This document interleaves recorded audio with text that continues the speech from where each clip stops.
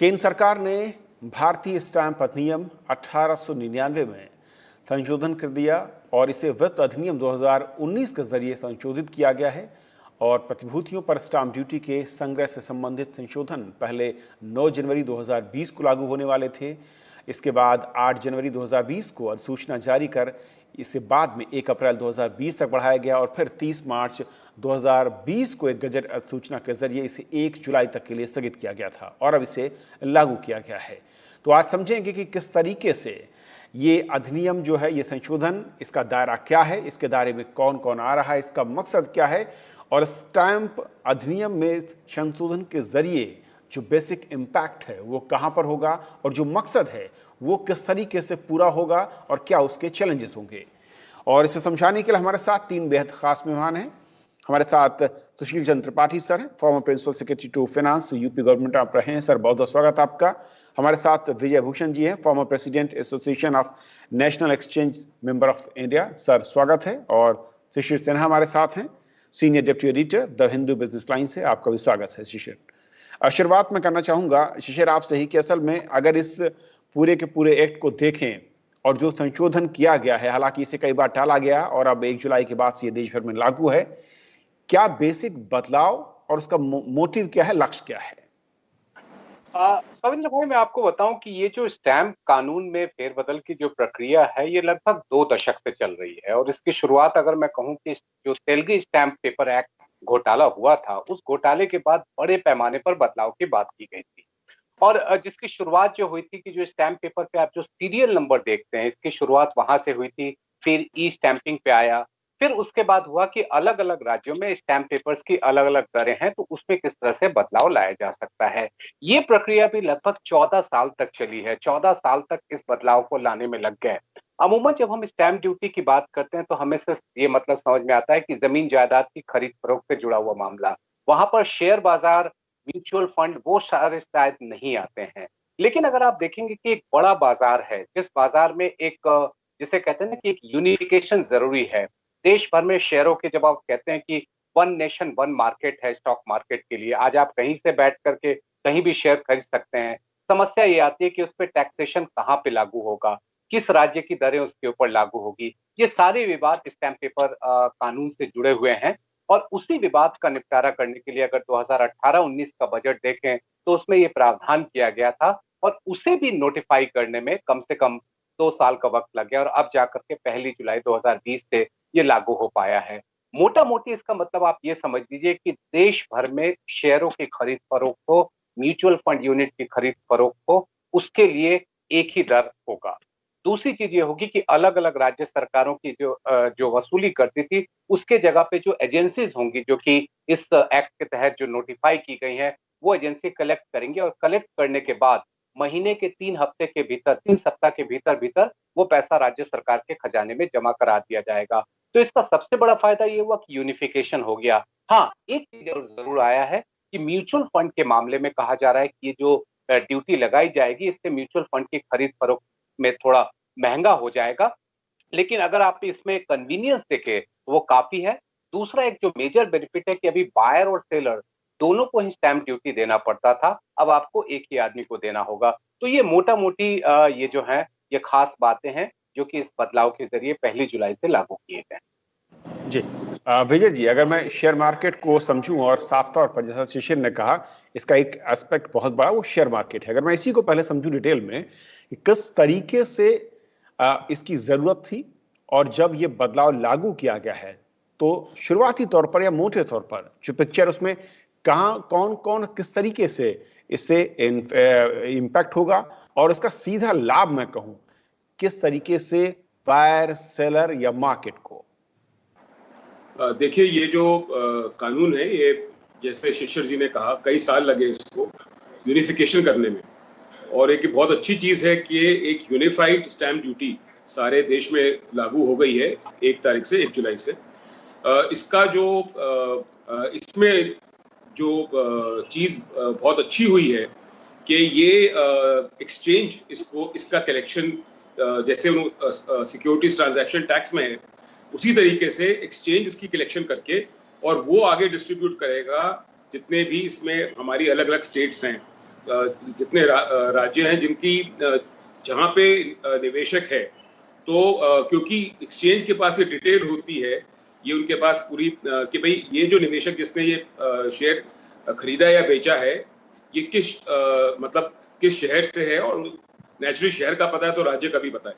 और इसमें अब इन्होंने, लेकिन ये जरूर है कि अब जो खरीदार है शेयर्स का या अपने डिबेंचर्स का, ये उसके ऊपर ये लागू है। जो इसको बेच रहा है, जो ये शेयर्स बेच रहा है, उसके ऊपर ये कोई भी स्टैंप ड्यूटी नहीं है। तो इस प्रकार से थोड़ा सा ये फेरबदल जरूर है। अभी बायर और सेलर दोनों को मतलब स्टैंप ड्यूटी लगती थी। अगर आप वैसे देखें मोटे तौर पे, अगर हम लोग उसको करें तो करीब 1 करोड़ पे 1000 रुपए की स्टैंप ड्यूटी बायर और 1000 रुपए की स्टैंप ड्यूटी सेलर देता था। अब बायर को 1500 रुपए देने होंगे। तो जो टोटल स्टैंप ड्यूटी है वो कम हुई है, लेकिन अब वो बायर को आप समझिए 1000 की जगह 1500 रुपए मतलब 1 करोड़ के अगर परचेज है उसके हिसाब से देना होगा। तो ये एक मेजर फर्क है। और एक जो बहुत इंपॉर्टेंट फर्क मैं और बताना चाहता हूँ कि पहली बारी डिपॉजिटरी के ऊपर ये स्टैंप ड्यूटी लगाई गई है। डिपॉजिटरी में अभी तक कोई स्टैंप ड्यूटी नहीं थी। तो अगर मार्केट ट्रांजैक्शन है, मींस इसका मतलब अगर कोई खरीद फरोख्त शेयर मार्केट में हुई है, उस पर तो कोई ड्यूटी नहीं है। लेकिन अगर ऑफ मार्केट ट्रांजैक्शन है, मान लीजिए 2 निवेशक हैं, वो आपस में ही कोई ट्रांजैक्शन करते हैं और उसमें अगर शेयर्स एक निवेशक से दूसरे के पास जाते हैं, तो वहां पे भी जो है उसमें स्टैंप ड्यूटी लगेगी। बट इस समय स्टैंप ड्यूटी उस पे लगेगी जो आदमी इसके अंदर जो सेलर है, मतलब बायर पे नहीं लग के वो सेलर पे लगेगी अगर ऑफ मार्केट होता है, और वो पैसा डिपॉजिटरी चार्ज करेगी। ये नया सिस्टम है और इसको भी डिपॉजिटरीज को करने में थोड़ी सी अभी प्रॉब्लम आ रही है। वैसे तो शेयर मार्केट में भी आ रही है, बट वो जल्दी सॉर्ट आउट मतलब वो बहुत जल्दी उसका समाधान मिल जाएगा, क्योंकि ये सिक्योरिटीज ट्रांजैक्शन टैक्स की तरह है जहां तक एक्सचेंज है। लेकिन डिपॉजिटरी ने आज तक कोई स्टैंप ड्यूटी रिकवर नहीं की थी ऑफ मार्केट। तो ये उनके लिए जरूर एक नई चीज है, और अभी उसके मतलब उस सिस्टम को स्टेबलाइज करने में भी कुछ थोड़ा सा समय लगेगा। एक छोटा सा क्लैरिफिकेशन चाहूंगा सर कि ऑन मार्केट आपने कहा कि जो बायर है उसको पे करना होगा स्टैंप ड्यूटी, और ऑफ मार्केट में सेलर को। हाँ जी, जो सेलर है, लेकिन ये ऑफ मार्केट है। ऑफ मार्केट ट्रांजैक्शन बहुत कम होती है, मतलब ये ऑफ मार्केट ट्रांजैक्शन में अब इसके, लेकिन इसका मतलब ये है कि मतलब ये जो ट्रांजैक्शंस हो रही थी जो स्टॉक मार्केट के बाहर थी, वो अब स्टैंप ड्यूटी के दायरे में आ गई हैं। पहले ये स्टैंप ड्यूटी के दायरे से बाहर थी। अगर ये उस पे अगर डिपॉजिटरी पे की जाती थी, अगर मतलब फिजिकल किया जाता था तो स्टैंप ड्यूटी थी, बट इस पे नहीं थी। तो एक तरीके से ये एक स्टैंप ड्यूटी का ये एक नया प्रावधान आया। त्रिपाठी सर, बेसिक अगर मैं इसके दायरे को देख रहा हूं, लेकिन इसके साथ साथ जो सबसे बड़ा क्या है कि एम क्या है, मोटिव क्या है?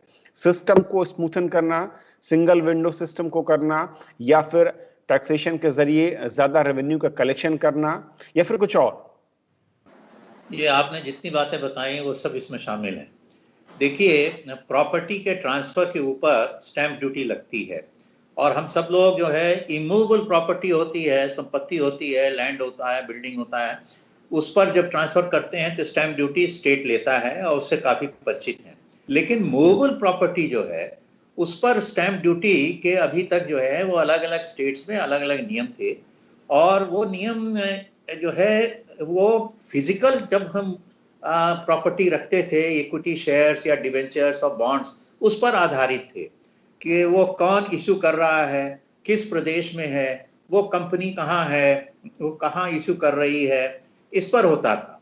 तो अब जो है चूंकि हम डिजिटल मोड में चले जा रहे हैं, तो इक्विटी शेयर्स वगैरह सब डिजिटल मोड में हो रहे हैं, और बहुत बड़ा ये मार्केट जो म्यूचुअल फंड्स का हो गया है वो भी एक तरीके से सब जो है डिजिटल मोड में जा रहा है।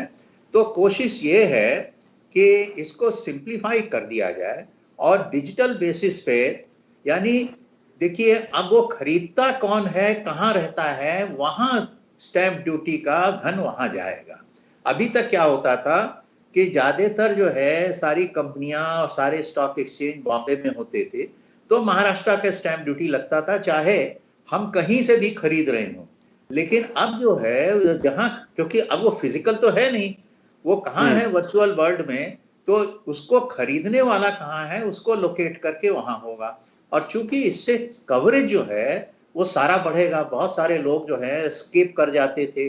मुझे ध्यान है एक कंपनी में मैं डायरेक्टर होता था, तो उसका हेडक्वार्टर, उसका रजिस्टर्ड ऑफिस गुजरात में था, हेडक्वार्टर बंबई में था, और वो शेयर इशू करने के लिए हैदराबाद जाकर के वहां मीटिंग करके शेयर इशू करती थी, क्योंकि वहां स्टैंप ड्यूटी कम थी। तो ये सब चीजें खत्म हो गई हैं, एक कॉमन इसमें एक ड्यूटी हो गई है, और कहाँ जाएगी, किस स्टेट गवर्नमेंट को मिलेगा, ये भी क्लियर हो गया है उसमें। तो और इसमें कवरेज बढ़ेगी कि कोई इससे, जैसे आपने बताया कि ऑफ मार्केट ट्रांजैक्शन हो रहा है, तो वो भी कवर हो जाएगा। जो इसमें म्यूचुअल फंड ट्रांजैक्शन है, अभी उसमें केवल सिक्योरिटी ट्रांजैक्शन टैक्स था, वो भी इसमें आएगा। तो इस तरीके से इसमें रेवेन्यू बढ़ेगा, एक सिंप्लीफिकेशन होगा। लेकिन जो डिपॉजिटरी हैं, जो स्टॉक एक्सचेंजेज हैं, जो क्लियरिंग कॉरपोरेशन है, जो आरटीए हैं, रजिस्ट्रार एंड ट्रांसफर एजेंट्स हैं म्यूचुअल फंड्स के, उनको इस सबका हिसाब रखना पड़ेगा। तो एक तरीके से जो निवेशक है उसको आसानी है कि हिसाब ये लोग रखेंगे, और उसको एक जाकर के ट्रांजैक्शन के अंत में एक रिपोर्ट दे देंगे कि ये स्टैंप ड्यूटी भी आपकी इस ट्रांजैक्शन लगी। तो ये एक कदम चल रहा है, हमारे एक डिजिटल इकोनॉमी की तरफ हम बढ़ रहे हैं, और उसके लिए ये कदम है। और इसमें इसीलिए देखिए काफी समय लगा, 1.5 साल लगा इसको लागू करने में, कि सब लोगों की तैयारी हो तब ये लागू किया जाए। जी शिशिर जी, जिस तरीके से मैं अगर समझ पा रहा हूं, हालांकि बहुत ज्यादा जानकारी मुझे शेयर मार्केट की नहीं है, कि जो एग्जांपल दिया विजय जी ने और त्रिपाठी सर ने, कि मुंबई अगर अभी बेस है और वहां पर ज्यादा कंपनियों के हेडक्वार्टर्स हैं, यानी कि रेवेन्यू का जो सबसे ज्यादा फायदा वो महाराष्ट्र स्टेट को मिलता रहा होगा। और अब जबकि मैं अगर दिल्ली या कहीं से खरीदता हूं तो मेरे उस स्टेट को उसका हिस्सा मिलेगा, यानी कि जो रेवेन्यू का बंटवारा है वो उस स्टेट को मिलेगा जहां से ज्यादा खरीदारी हो रही है। तो डिस्पर्सल जो होगा उस लिहाज से अहम हो जाता है। हाँ बिल्कुल, देखिए कविंद्र भाई, अगर आप जीएसटी में देखें, जीएसटी में हम क्या कहते हैं, डेस्टिनेशन बेस्ड टैक्सेशन है। जहां पे कंजम्पशन हो रहा है वहां पर उस टैक्स का फायदा मिल रहा है। यहाँ पर भी यही चीज है, जहां पे जो खरीदार रहता है उसका जो प्लेस ऑफ रेसिडेंट है उसके बेसिस पे टैक्स का डिस्ट्रीब्यूशन हो रहा है। तो राज्य सरकारों के लिए एक सबसे अच्छी बात क्या होगी कि उनके पास एक अतिरिक्त कमाई का जरिया बनेगा। अभी तक क्या हो रहा था कि ज्यादातर जो स्टैंप ड्यूटी का कलेक्शन था, चूंकि बीएसई और एनएसई दोनों के हेडक्वार्टर मुंबई में है, तो जाहिर सी बात है कि वहां पर जो है वो टैक्स का ज्यादा से ज्यादा शेयर चला जाता था। अब ये स्थिति बदलेगी, और इससे महाराष्ट्र को हो सकता है थोड़ा नुकसान, उनकी कमाई थोड़ी कम हो जाएगी, लेकिन बाकी राज्यों में जहां जहां पर भी कोई इन्वेस्टर रहता है उनको फायदा होगा। दूसरी बात यह है कि अभी हमारे यहाँ क्या है कि इन्वेस्टमेंट कल्चर उस तरीके से डेवलप नहीं हो पाया है। आप अगर हिंदुस्तान में देखें तो कुल आबादी का मुश्किल से 3% या 4% जो है वो शेयर बाजार में पैसा लगाते हैं। बहुत सारी जटिलताएं भी हैं, और दूसरे टैक्सेशन से जुड़े हुए बहुत सारे ऐसी पेचीदगियां हैं जिसको लोग समझ नहीं पाते हैं। जब आप one nation one tax stamp duty की बात करेंगे, हायर बेस पे होगा, तो जाहिर सी बात है कि उससे इक्विटी कल्चर को भी डेवलप करने में, म्यूचुअल फंड के कल्चर को भी डेवलप करने में मदद मिलेगी। तो मुझे लगता है कि एक तरफ तो राज्य सरकारों को या व्यवस्था को ये फायदा होगा कि उनके पास कमाई के साधन बनेंगे, और दूसरी तरफ जो निवेशक के लिए बहुत सारी जटिलताएं थी वो जटिलताएं भी कम होगी। लेकिन क्या शिशिर, इसके जरिए जो निवेशक हैं कहीं वो हतोत्साहित तो नहीं हुआ, क्योंकि अब पूरा का पूरा जो भार है इस स्टैंप ड्यूटी का वो उस खरीदार के ऊपर आ गया है, जबकि पहले ये मामला आधा आधा हुआ करता था। देखिए कविंद्र भाई, आपको ये सोचना है कि आप केवल शेयर खरीदते ही नहीं है, आप शेयर बेचते भी हैं। तो अगर आप खरीदने के समय में अगर दे रहे हैं तो बेचने के समय में तो आपको फायदा मिल जाएगा ना। तो आप केवल एक तरीके का सोच रहे हैं कि मुझे शेयर खरीदने के समय इतना पैसा देना पड़ रहा है, लेकिन जब आप उसे बेचने जाएंगे तो उसका आपको एक पैसा भी नहीं देना है। तो आपको दोनों दोनों दोनों पहलू को, दोनों पक्ष की तरफ ध्यान देना है। मुझे लगता है कि आप जब इस तरह की व्यवस्था देखते हैं, वहां पर आपको लगता है कि जहां मैं पहले 1,000 देता था 1,500 रुपया दे रहा हूं, तो मेरे लिए जाहिर सी बात है कि मेरे लिए टैक्स का बोझ पड़ गया है। लेकिन आपको दूसरी तरफ ये भी है कि जब आप शेयर बाजार में जाते हैं तो आपके लिए एक दूसरा साइड जिसको हम लोग सेलिंग साइड कहते हैं, वहां पर आपको नहीं देना है। तो मार्केट के लिए मैंने जो आपको इक्विटी कल्चर की बात कही, ये होगा कि मार्केट में बाई और सेल दोनों बढ़ेगा। अभी तक हमारे यहाँ क्या है कि जो 4 करोड़ हमने निवेशक की बात की, उसमें से एक बड़े निवेशक वो है जो पैसिव इन्वेस्टर है। पैसिव इन्वेस्टर का मतलब होता है कि शेयर खरीद के वो 10 साल तक 15 साल तक पड़े रहते हैं, उनको कोई मतलब नहीं होता है। अचानक उनको याद होता है कि अच्छा मेरे पास इतने शेयर पड़े हुए हैं। विजय सर जो है इस बात की तस्दीक कर सकते हैं कि उनके पास ऐसे कितने एग्जाम्पल्स आए होंगे कि 15-15 साल के बाद लोग जागे। तो मार्केट में क्या होगा कि मार्केट में लिक्विडिटी कम हो जाती है, मार्केट में स्पेकुलेशन ज्यादा हो जाता है। तो जब मार्केट में बाई और सेल बढ़ेगा तो इससे फायदा ये होगा कि निवेशक को एक अच्छी कीमत मिल पाएगी, राज्य सरकारों को उनको अतिरिक्त कमाई हो पाएगी, और सबसे बड़ी बात जो मैं आपसे कह रहा था कि मार्केट में एक इक्विटी कल्चर डेवलप हो सकता है। विजय जी, क्या वाकई जो लिक्विडिटी की कमी कई बार नजर आती है जब भी मैं कहूं कि थोड़ा सा तंग समय या महीना या फिर कुछ एक क्वार्टर रहता है, और दूसरा ये जो शिशिर कह रहे हैं कि जिस तरीके से इसमें मोमेंटम दिखेगा अब, क्योंकि लोग खरीद कर भूल जाते हैं 10 साल 15 साल, कई बार तो लोग 25 और 30 साल के बाद याद आता है कि उनके पास शेयर पड़े हुए थे। इससे मोमेंटम को रफ्तार मिलेगी। लेकिन कुछ लोग ये भी कहते हैं कि जो अभी भी मल्टी लेवल टैक्सेशन है, शेयर खरीदते वक्त एक स्टैंप देना है, उसके बाद आपको टैक्सेशन देना है अगर आपके इनकम के एक अलग लेवल पर आते हैं, तो ये इसको भी थोड़ा सा और सुधार की जरूरत है अगर इसको मोमेंटम को और बढ़ाना चाहते हैं हम। बिल्कुल सुधार की जरूरत है, आपने बिल्कुल सही कहा। क्योंकि अब हमारे जो जिस तरह के हम लोग टैक्स देख रहे हैं, अगर आप कोई एक देखें तो हम लोग शेयर मार्केट में स्टैंप ड्यूटी, क्योंकि अब यूनिफॉर्म को हम STT 2 कहते हैं, STT 1 गई सेंटर को जो तो चली रही है, अब ये STT 2 हो गई स्टेट्स के लिए कि ये स्टेट्स को पैसा जाएगा। उसके अलावा एक GST भी है जो कि ब्रोकरेज पे लगती है। तो हम लोगों ने अब हम दोबारा एक स्टडी कर रहे हैं एज एन एसोसिएशन कि भारत में जो अगर आप कोई ट्रांजैक्शन करते हैं, कोई आप ट्रेड करते हैं, तो उसमें आपकी क्या आपको पूरी कॉस्ट आती है बाहर के मुकाबले। क्योंकि हमारा जो शिशिर जी ने बिल्कुल सही बोला कि हमारे जो मार्केट है, हम लोग अगर देखें तो हम लोग 5वां सबसे बड़ी अब देश हो गए हैं GDP मतलब टोटल डोमेस्टिक प्रोडक्ट के हिसाब से, लेकिन हमारा मार्केट जो है वो 10वें नंबर पे आ रहा है। तो कहीं ना कहीं शेयर मार्केट में जिस तरह से हमारी इकोनॉमी में रफ्तार आई है वो शेयर मार्केट में नहीं आ पाई है। बिल्कुल सही वो कह रहे हैं। और एक इससे फायदा तो जरूर हुआ कि यूनिफॉर्मिटी है कि आपको अलग अलग स्टेट्स का अलग अलग नहीं देना है।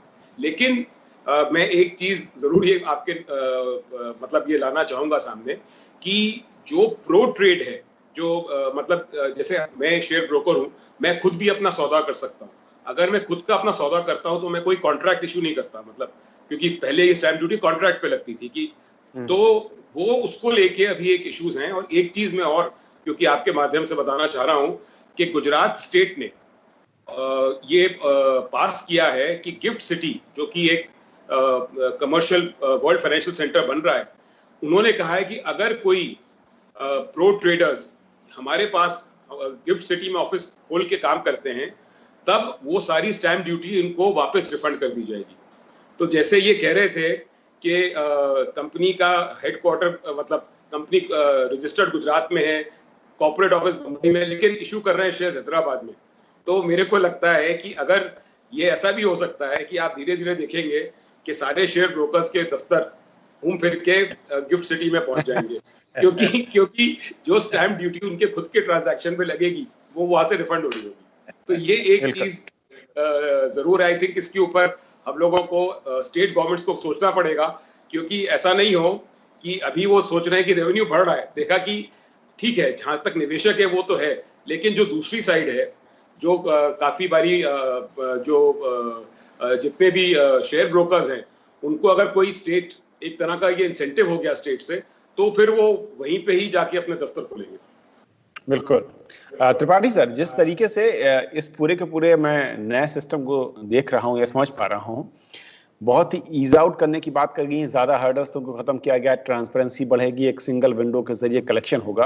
लेकिन कलेक्शन क्या एक बड़ा चैलेंज है स्टेट लेवल पर, और उसका डिस्ट्रीब्यूशन आसानी से हो पाएगा। और दूसरा जिसका जिक्र विजय जी ने किया और शिशिर भी कर रहे हैं कि शेयर मार्केट में जब कोई भी एक नया एंट्री कर रहा है, वहां पर इतने तरीके के टैक्स हैं अलग अलग लेवल पर। मैं किसी एक पोर्टल के थ्रू जाता हूं, उसको ब्रोकरेज देना है, इसके बाद मैं स्टैंप ड्यूटी पे करूंगा, उसके बाद मुझे इनकम का एक अलग करना है।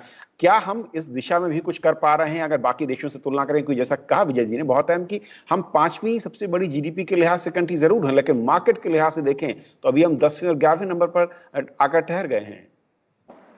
देखिए, यह बात तो सही है कि इक्विटी कल्चर अभी हमारे देश में नहीं ज्यादा पनपा है। हालांकि पिछले 15-20 वर्षों में काफी परिवर्तन आया है, और खास तौर से सन 91 के बाद से सन 90-91 में हमारा सेंसेक्स 1000 था, अब इस वक्त जो है 35,000 है। तो कई मामलों में बहुत परिवर्तन हुआ है, लेकिन फिर भी हमारी अर्थव्यवस्था को देखते हुए, उसकी साइज को देखते हुए, पॉपुलेशन को देखते हुए अभी भी इक्विटी कल्चर को बहुत बढ़ाने की जरूरत है, और इसलिए सिंप्लीफिकेशन की आवश्यकता है। मैं ये समझता हूँ कि इन्वेस्टर के बजाय ये सारा जो भार है और कागजी कार्रवाई है, ये सब स्टॉक एक्सचेंज और आरटीए जो कहते हैं, जो म्यूचुअल फंड में देखते हैं कि रजिस्ट्रार ट्रांसफर एजेंट्स, उनके ऊपर डाली जाए तो आसानी होगी। देखिए, इन्वेस्टर इकट्ठे अगर उसको 0.5% देना पड़ रहा है, या 0.1% देना पड़ रहा है, या 0.05% दे रहा है, उससे इतना घबराता नहीं है जितना कि वो बहुत ज्यादा रिकॉर्ड रखना और बहुत फॉर्मेलिटीज करना, उससे घबराता है। तो ये सिंप्लीफिकेशन अगर हो जाए, और हो रहा है, जैसे इसमें भी जिम्मेदारी दी गई है स्टॉक एक्सचेंज को, आरटीए को, क्लियरिंग कॉर्पोरेशन को, डिपॉजिटरी को, तो वो चीज अगर हो जाएगी तो आसानी होगी, और शायद हम उस दिशा में बढ़ भी रहे हैं। शिशिर जी, क्या बेटर मॉडल हो सकता है टैक्सेशन का अगर हम इस मार्केट को ज्यादा ग्रो करते हुए देखना चाहते हैं, और एक इंडिविजुअल कस्टमर के नजरिए से जो अलग अलग लेवल पर उसको टैक्स पे करना पड़ता है? देखिए, एक जो सिंपल सी बात है कि हम कहते हैं कि long term capital gain tax, ये देखिए एक बहुत ही विवाद का विषय रहा है हमेशा से, कि आपने शेयर खरीदा, मुनाफा कमाया, मुनाफा आप कमाने के ऊपर टैक्स दें। तो पहले क्या होता था कि आप साल भर के भीतर भीतर बेचते थे तो आपको 15% देना पड़ता था। फिर ये हुआ कि नहीं जी, साल भर के बाद भी अगर आप मुनाफा कमाएंगे उसमें भी आपको देना पड़ेगा।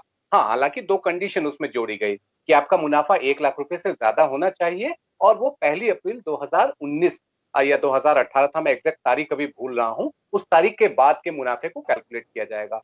मेरा ये मानना है कि आप एक अगर आप शेयर बाजार को विकसित होने देखना चाहते हैं, आप ये चाहते हैं कि ज्यादातर निवेशक लंबे समय तक बने रहें, तो लंबे समय के मुनाफे पे आप टैक्स ना लगाएं। इससे क्या होगा कि लोग के अंदर क्या होगा कि वो पैसा शेयर बाजार में लगाए रखने की या शेयर बाजार में बने रहने की टेंडेंसी नहीं रहेगी। वहां पर बाजार में वो तुरंत होगा कि आज हमने खरीदा, कल बेचा, निकल गए, क्योंकि आपको कोई उसका इंसेंटिव नहीं मिल रहा है। तो ये जो आप ये जो अलग अलग टैक्स है ना भाई, देखिए हमने स्टैंप ड्यूटी दिया, हमने सिक्योरिटीज ट्रांजैक्शन टैक्स दिया, हम कैपिटल गेन टैक्स दे रहे हैं, इतने सारे टैक्सेशन की क्या जरूरत है? उसके ऊपर हमें ब्रोकरेज भी देना है, उसके मतलब ये 4 तरह के एलिमेंट उसमें जुड़े हुए हैं। क्या हम इन नंबर को कम कर सकते हैं? जब सिक्योरिटीज ट्रांजैक्शन टैक्स आया था तो उस समय कहा गया था कि हम शेयर के ट्रांजैक्शंस पे ट्रैक करने के लिए हम ये टैक्स लगा रहे हैं।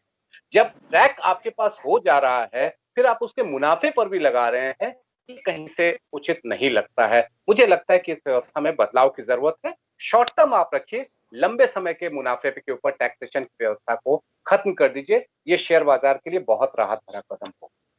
विजय जी, एक आखिरी सुझाव।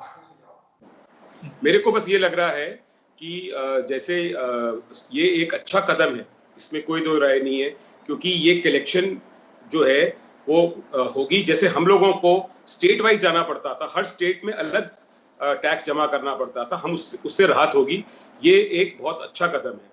साथ ही साथ लेकिन इसके साथ ये भी जुड़ा हुआ विषय जरूर है कि ओवरऑल टैक्सेशन कितना हम लोग कर रहे हैं। अगर हमारे निवेशक हम चाहते हैं, और जो इक्विटी है जिसको हम रिस्क कैपिटल बोलते हैं, मतलब जो देखिए हमारे बैंक डिपॉजिट्स में लोग ब्याज पे तो पैसा लगाने के लिए हमेशा तैयार रहते हैं, लेकिन ये रिस्क कैपिटल है, क्योंकि यहाँ पे आपका आपका मूलधन है वो उसमें भी नुकसान हो सकता है। तो उसके लिए उसको इंसेंटिवाइज करने के लिए जो अभी टैक्सेशन की व्यवस्था है वो अभी ज्यादा है। अभी जो long term capital gain tax government ने जो ये कह रहे थे लंबी अवधि का, उसको भी पहले टैक्स नहीं लगाया था जब एसटीटी लगाई थी, तो वो कहा था वो टैक्स नहीं लगेगा, ये टैक्स लग रहा है। तो हम सिर्फ दुनिया के सिर्फ एक ही इकलौते ऐसे देश हैं जहां पे जब आप ट्रेड करते हैं तो भी टैक्स लगता है और जो प्रॉफिट होता है उसमें भी टैक्स लगता है, जबकि बाहर या तो टैक्स फर्स्ट पॉइंट लगता है या फिर आपके मुनाफे पे लगता है, दोनों जगह नहीं लगता। हम सिर्फ दुनिया में सिर्फ हम ही लोग ऐसे, तो ये जरूर इसको देखना पड़ेगा। चलिए सर, बहुत बहुत शुक्रिया आप तीनों मेहमानों का हमारे साथ इस अहम चर्चा में शामिल होने के लिए, समझाने के लिए कि भारतीय स्टैंप अधिनियम में जो संशोधन किया गया है उसका दायरा क्या है, मकसद क्या है और उसका इम्पैक्ट शेयर बाजार या वहां पर होने वाली खरीदारी या बिकवाली पर किस तरीके से दिखेगा। लेकिन इस सिस्टम में जो अलग अलग लेवल पर टैक्स हैं, क्या उसको भी बदलने या कम करने की जरूरत है, उस दिशा में भी